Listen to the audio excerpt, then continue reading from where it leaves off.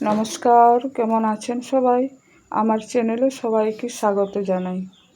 কাঁচা আম দিয়ে আচার তৈরি করতে চাইলে বাড়িতে এই আচারটি তৈরি করে দেখতে পারেন।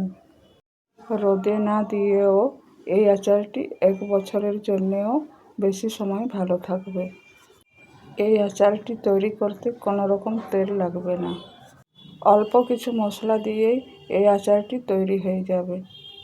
আর এই কাঁচা আমের আচারটি দেখতেও খুব সুন্দর হয় আর খেতেও খুব সুস্বাদু হয়। আমি এই আচারটি তৈরির জন্য নিয়েছি 4টি কাঁচা আম। আর এই আচার তৈরির জন্য যে আমগুলি নেবেন সেই আমের আঁটিগুলো যেন একটু শক্ত হয়। এখন আমি সব আমগুলি ধুয়ে পরিষ্কার করে নিয়েছি। তারপর একটা পরিষ্কার ন্যাকড়া দিয়ে মুছে নিচ্ছি, যেন আমের গায়ে কোনো জল লেগে না থাকে। এরপর আমি সুন্দর করে গোল গোল করে কেটে নেব। আমের সাইজটা যেন একটু পাতলা আর গোল গোল হয়। এখন আমি আমের ভিতরের বীজটা ফেলে দেব।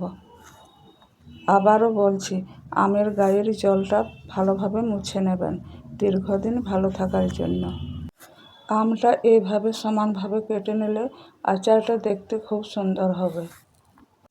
এরপর কেটে রাখা আমের টুকরোগুলো একটা বাটিতে নিয়ে নিচ্ছি। এখন আমি 4টি আমের জন্য 1 কাপ চিনি নিচ্ছি। আর এর সাথে দিয়ে দিচ্ছি 1 চামচের মতো লবণ।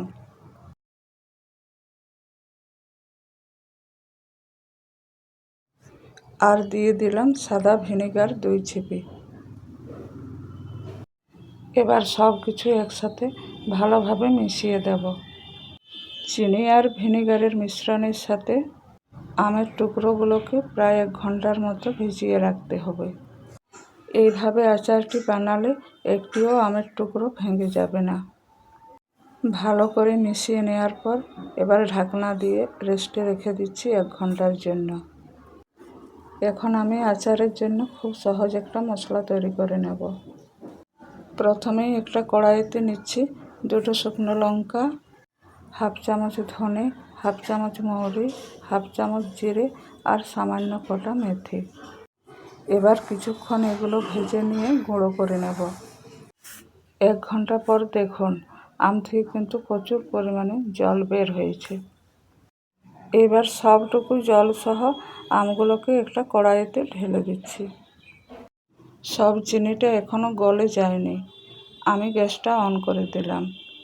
এই সময় দিয়ে দেব অল্প হলুদ গুঁড়ো আর অল্প কাশ্মীরি মরিচ। এতে করে রঙটা ভালো আসবে। এবার ভালোভাবে মিশিয়ে নিচ্ছি। এখন গ্যাসের আঁচটা মিডিয়ামে রেখে কিছুক্ষণ পর্যন্ত অপেক্ষা করতে হবে। চিনি আর আম থেকে যে অতিরিক্ত জল বেরিয়েছে সেটা শুকিয়ে আসা পর্যন্ত। এখন দেখুন চিনির যে বাড়তি জলটা ছিল সেটা অনেকটা টেনে নিয়েছে। আগে যে মশলাটা ভেজে রেখেছিলাম এখন সেটা কিছুটা দিয়ে দিলাম। এই আচারটিতে খুব বেশি মশলার দরকার হয় না। আচারটি কিন্তু প্রায় হয়েই এসেছে, আর বেশিক্ষণ রান্না করব না। দেখুন তৈরি হয়ে গেল কাঁচা আমের লোভনীয় এবং সুস্বাদু আচার। আশা করি আজকের এই আচার রেসিপিটা আপনাদের ভালো লেগেছে। সবাই ভালো থাকবেন, সুস্থ থাকবেন, সাবধানে থাকবেন। আর রেসিপিটা কেমন লাগলো অবশ্যই কমেন্টে জানাবেন।